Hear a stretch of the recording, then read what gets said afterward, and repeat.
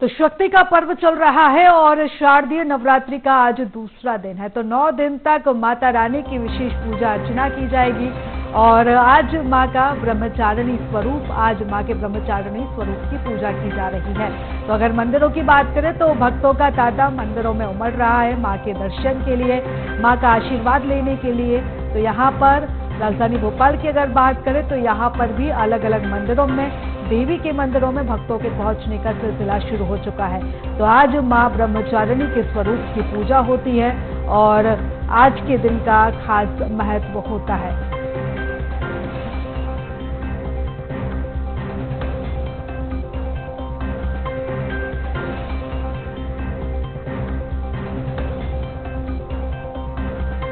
तो चलिए अब हम अलग अलग जगहों की तस्वीरें देखेंगे। हमारे 3 सहयोगी हमारे साथ जुड़ रहे हैं। कुलजोत हमारे साथ जुड़ रहे हैं कोंडागांव से, इसके साथ ही करिश्मा हमारे साथ राजधानी रायपुर से जुड़ी हुई हैं। कुलजोत, सबसे पहले मैं आपका रुख करूंगी। कुलजोत, क्या कुछ तस्वीरें हैं कोंडागांव की, किस तरीके से यहाँ पर भक्तों में उत्साह देखने को मिल रहा है? जी, हमारे दर्शकों को बताना चाहूंगा कि बस्तर की आराध्य देवी मां दंतेश्वरी की पावन धरा हम बड़े डोंगर में मौजूद है और बड़े डोंगर में मां दंतेश्वरी पहाड़ों पर विराजमान है। मैं सहयोगी से चाहूंगा मेरे साथ दिखाएंगे कि यहाँ का विहंगम दृश्य दिखाएंगे जो पहाड़ों से घिरा हुआ है चारों तरफ। और यहाँ पर तालाबों की माने तो 147 तालाब माने गए हैं, अनादिकाल से यहाँ पे स्थापित हैं और कुछ कुछ विलुप्त भी हुए हैं। और साथ ही आपको बता दूं वो बहुत दूर पे पहाड़ों पे महादेव पहाड़ स्थित है जहाँ पर महादेव की पूजा अर्चना की जाती है। साथ ही वहाँ पर भी ज्योति कलश की स्थापना की जाती है। कुछ ही क्षणों में यहाँ पर आरती चालू होने वाली है और आरती के लिए लोग यहाँ पहुंच चुके हैं और भक्तों का आने का सिलसिला चालू हो गया है।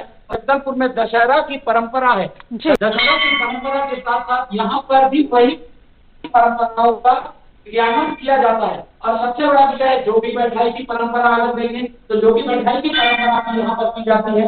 अष्टमी का पर्व जब आता है तो अष्टमी के पर्व में बोना की परंपरा होती है जो अष्टमी में मध्य रात्रि 12 बजे के आसपास अष्टमी में ये बोना की परंपरा की जाती है। यहाँ पर बोना के लिए यादव समाज के द्वारा जो है लोगों को प्रसाद बनाया जाता है और उसी प्रसाद का लोग ग्रहण करते हैं। भक्तों का आने का सिलसिला माई जी के दर्शन कराए भक्तों को कि माई जी यहाँ विराजमान है और अनादिकाल से विराजमान है यहाँ माई जी। तो माई जी की स्थापना हुई थी, यह महाराजा जमाने से हुई थी और महाराजाओं के द्वारा यहाँ पर जो विचरण किया गया था उनके पीछे माई जी का यहाँ प्रवास हुआ था और यहाँ पर माई जी का विराजमान हुआ था। माँ दंतेश्वरी जो है वो अपने आप में बस्तर के लिए बहुत ही परंपरा से लोग मानते चले आ रहे हैं और भक्त हैं उनसे बात कराने का प्रयास करूंगा कि लोग जो हैं दंतेश्वरी जी को मानने के लिए जो दूर दूर से आते हैं और वो क्या कारण है कि जो भक्तों का सिलसिला आने का है वो कितना बढ़ता जा रहा है। जी बताइए।